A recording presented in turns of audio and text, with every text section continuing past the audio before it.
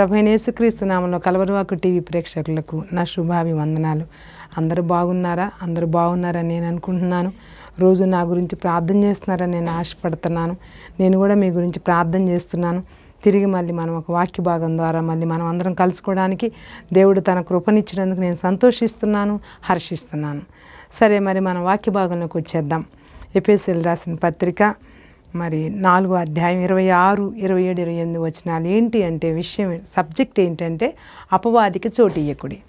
అపవాదికి మనం ఏ విధంగా చోటిస్తాం, అపవాది మనల్ని ఏ విధంగా శోధిస్తాడు, అపవాది శోధించినప్పుడు మనం ఏ విధంగా తప్పుకోవాలో వాక్య భాగం ద్వారా హెచ్చరించబడదాం. ఆ వాక్య భాగాన్ని ధ్యానించుకుందాం.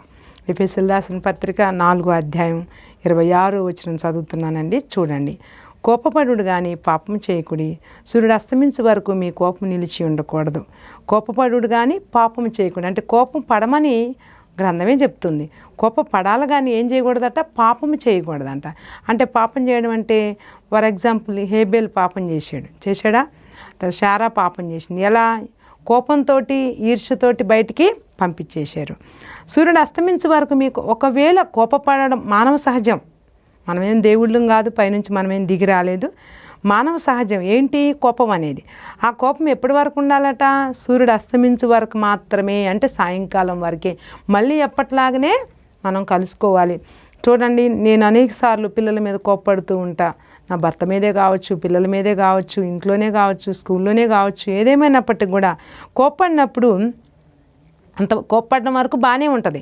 కొంచెం ఆగిన తర్వాత నా మనసు బాధ అనిపిస్తుంది. అయ్యో నేను కోప్పడ్డానే, సమాధాన పడాలని. దాని గురించి కూడా మనం వాక్యంలో చూద్దాం. చూడండి. అపవాదికి చోటు ఇయ్యకుడి. దొంగలివాడు ఇక మీద దొంగలేక అక్కరగలవానికి పంచిపెట్టుకు వీలుగలుగు నిమిత్తం తన చేతులతో మంచి పని చేయొచ్చు కష్టపడవలను. పాపం అనేది చేయకూడదు, అపవాదికి చోటు ఇవ్వకూడదు, దొంగలిడేవాడు దొంగలిడకూడదు. నువ్వు నిజంగా దొంగతనం, నువ్వు ఎవరికన్నా సహాయం చేయాలనుకున్నా, ఏదన్నా కష్టపడాలనుకున్నా ఏం చేయాలంట? కష్టపడి పని చేయాలంట. దొంగతనం చేసి సంపాదన చేయకూడదంట. చూడండి. వినువారికి మేలు కలిగినట్లు అవసరమును బట్టి క్షేమాభివృద్ధి కరమైన అనుకూల వచ్చిన పలుకుడు కానీ దుర్భాష ఏదైనా నీ నోట రానియకూడదు. మన నోట్లో నుంచి ఏమి రాకూడదండి?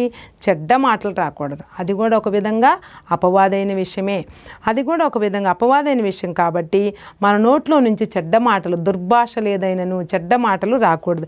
ఎంత కోపం వచ్చినా, అందుకని అంటున్నాడు, ఫస్ట్లోనే అన్నాడు, కోపపడుడు కానీ పాపము చేయకుడి. కోపపడటంలో తప్పు లేదు, కానీ పాపం చేయొద్దు. ఆ కోపం ద్వారా చావులు, ఆ కోపం ద్వారా దుర్భాషలు, ఆ కోపం ద్వారా ఈర్ష్యలు, ఆ కోపం ద్వారా పగలు మనం పెట్టుకోకూడదు. ఇంకేమంటున్నాడు చూడండి. ఎప్పుడైతే మనం అట్లా కనుక కోప్పడేటట్టయితే దేవుని పరిశుద్ధాత్మను దుఃఖపరచకుడి. విమోచన దినం వరకు ఆయనందు మీరు ముద్రింపబడి ఉన్నారు. సమస్తమైన ద్వేషము, కోపము, క్రోధము, అల్లరి, దూషణ, సకలమైన దుష్టత్వంని మీరు విసర్జించుడి. అబ్బా, ఇవన్నీ దుష్టత్వం, ఇవన్నీ దేనికి సంబంధమైనవి అండి? అపవాదికి సంబంధమైనవి. అందుకనే మత్తయి రాసిన సువార్త చూడండి, ఇక్కడ 5వ అధ్యాయం 22వ వచనం చూడండి. 22, 23, 24 వచనాలను చదివితే, నేను మీతో చెప్పున్నదేమనగా తన సహోదరుని మీద కోప్పపడివాడు ప్రతివాడు విమర్శకులో నగును. సహోదరుని మీద కోప్పడకూడదంట. కోప్పడాలి కానీ పాపం చేయకూడదు అన్నాడు. వెంటనే కోప్పడద్దని అంత మాత్రాన ఎదుటి మనిషి తప్పు చేస్తామంటే చూసుకుంటా కూర్చోమని చెప్పలేదు. కోప్పడాలి కానీ ఏం చేయకూడదు? పాపం చేయకూడదు. ప్రియమైనటువంటి దేవుని బిడ్డలారా, చూడండి, గమనించండి. తన సహోదరుని చూచి వెద్దుడా అని చెప్పువాడు మహాసభకులో నగును. ఎప్పుడైతే మన సహోదరుడు అంటే ఎవరు? మన తోడబుట్టిన వాళ్ళు సహోదరులు అంటాం. మనం బాగా ప్రేమించేటువంటి ఇరుగు పొరుగు వాళ్ళని, మన యొక్క ఫ్రెండ్స్ వాళ్ళ అన్నయ్యల్ని, అక్కల్ని మనం ఏమంటాం? సహోదరులు అంటాం. సహోదరులు వాళ్ళని ఏం చేయాలి?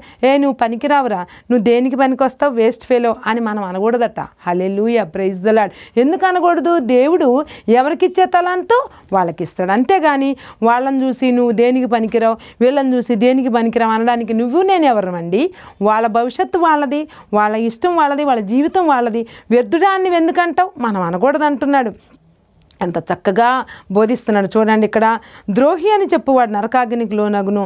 వ్యర్థుడా అనేవాడు సభలకు ఎచ్చబడతాడంటే పంచాయతీకి తీసుకొస్తారట. ద్రోహి అనేవాడిని ఏమన్నారంటే నరకాగ్నికిలోనే. అంటే దీన్ని బట్టి మనం ఏం చేయకూడదు, దుర్భాష, ఇది కూడా ఒకలాంటి దుర్భాషే, ఇది కూడా ఒకలాంటి అపవాదికి చోటు ఇవ్వడే విషయం మీదే మనకు సబ్జెక్ట్ అదేముంది. కాబట్టి చూడండి ఇక్కడ బాగా గమనించండి. కావున నీవు బలిపీఠమున అర్పణ అర్పించుండగా నీ మీద నీ సహోదరునికి విరోధమైన కలిగింది అక్కడ నీవు జ్ఞాపకం చేసుకునే వాళ్ళను.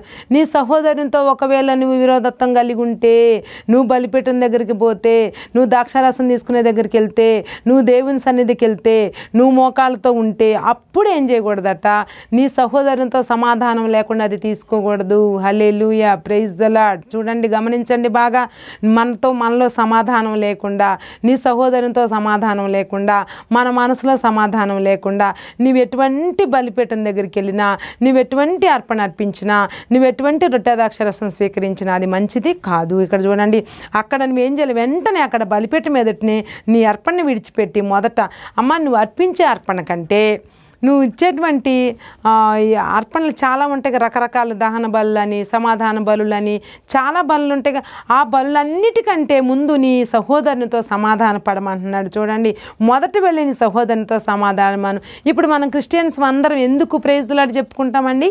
సమాధానం ఉన్నాను అని అర్థం. ప్రైజ్లాడి చెప్పుకోవడం అర్థం ఏంటి? సమాధానం. గుడ్ ఈవినింగ్ చెప్పుకోవడం అర్థం ఏంటి? ఒకరినొకరు గౌరవించుకోవడం. గుడ్ మార్నింగ్ ఎందుకు చెప్పుకుంటాం?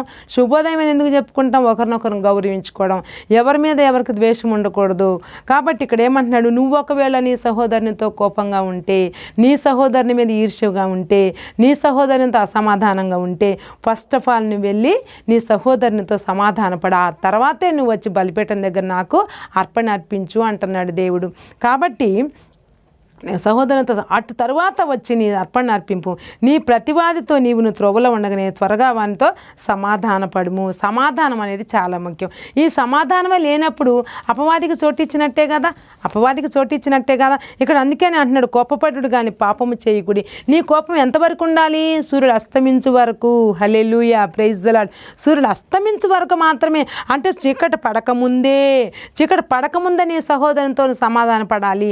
వెళ్ళి ఏం చేయాలి? నీ సహోదరునితో సమానపడి, అన్నయ్య బాగున్నావా, అక్కయ్య బాగున్నావా, అక్కయ్య నేనేదో పొరపాటు అన్నాను, సారీ, ఇందాకేదో కోపంగా అన్నాను, దాని ద్వారా నా మనసు ఆయాసంగా ఉంది, అన్నయ్య నువ్వు అట్లా ఉండకు, అక్కయ్య నువ్వు అట్లా ఉండకు అని చెప్పేసి మనం సమాధానం పడిన తర్వాత దేవుడు నీ అర్పణను అంగీకరిస్తాడు. హల్లెలూయా. కాబట్టి అపవాదికి చోటు ఇచ్చేటువంటి పనులు మన దగ్గర ఉండకూడదు. దుష్టత్వం అని ఉండకూడదు. ఎప్పుడైతే మనకి కోపం అనేది వస్తుందో, ఆ కోపం ద్వారా పాపం వస్తుంది, ఆ పాపం ద్వారా దుర్భాషలు వస్తాయి, ఆ దుర్భాష ద్వారా మన మధ్యలో సమాధానం పోతుంది. ఈ సమాధానం ఎప్పుడైతే మన మధ్య కట్ అయిందో దేవునికి మన సమాధానం ఉండదు. కాబట్టి ఈ యొక్క వాక్యం ద్వారా మనం తెలుసుకున్నది ఏంటి అంటే, అపవాదికి చోటు ఇయ్యకుడి, పాపము చేయకుడి. కాబట్టి ఆ వాక్యానుభాగాన్ని, ఆ వాక్యానుసారంగా మనం జీవించటానికి దేవుడు తన కృపా సహాయం మనకి అనుగ్రహించునుగాక. ఆమేన్. చిన్న ప్రార్థన చేసుకుందామండి. పరిశుద్ధమైన తండ్రి, ప్రేమగల నాయన, కృపగల దేవ, కరుణగల దేవ, ఇదిగో ప్రభా, ఈనాటి వాక్యంలో మీరు తోడుగున్నారు అయ్యా. అపవాదికి చోటు ఇక్కడని వాక్యం మీరు మాకు నేర్పించారు నాయన, మాకు మీరు హెచ్చరించారు నాయన. మా జీవితంలో నా తండ్రి మేము ఎప్పుడు కూడా పాపం చేస్తూనే ఉన్నాం, అపవాదికి చోటు ఇస్తూనే ఉన్నాం అయ్యా. ఈ యొక్క అపవాదికి చోటు ఇవ్వటం ద్వారా దుర్భాషలు వస్తున్నాయి, అసమాధానం అవుతుంది, మా బ్రతుకుల్లో సమాధానం లేదు, మా మనసులో సమాధానం లేదు అయ్యా. మేము గుడికెళ్ళినా బడికెళ్ళినా అయ్యా, మేము ఎక్కడికి వెళ్ళినా మనశ్శాంతి లేదు ప్రభా. ఆ మనశ్శాంతి లేకపోవడం అనేది చాలా భయంకరమైనటువంటి అయ్యా తండ్రి, అది పెద్ద శోధన ప్రభా. అపవాదికి ఎప్పుడైతే మేము చోటిచ్చామో మా జీవితం అంతా వేస్ట్ అవుతుంది ప్రభా. దేవా మమ్మల్ని సరిదిద్దండి ప్రభా. వాక్య భాగం ద్వారా మీరు మాతో మాట్లాడినందుకే నీకు స్తోత్రాలు చెల్లించుకుంటూ ఈనాటి వాక్య భాగాన్ని ఆశీర్వాదకరంగా మార్చమని, ఈనాటి వాక్య భాగం అనేక మందికి ప్రయోజనకరంగా ఉండాలి ప్రభా. ఈనాటి వాక్య భాగం మీకు మహిమకరంగా ఉండాలి ప్రభా. ఈ వాక్య భాగం అనేక మందిని మార్చే విధంగా ఉండాలని ఆశిస్తూ మా పరిశుద్ధమైన యేసుక్రీస్తు అతి పరిశుద్ధ నామమును బట్టి వేడుకుంటున్నాం తండ్రి. ఆమేన్.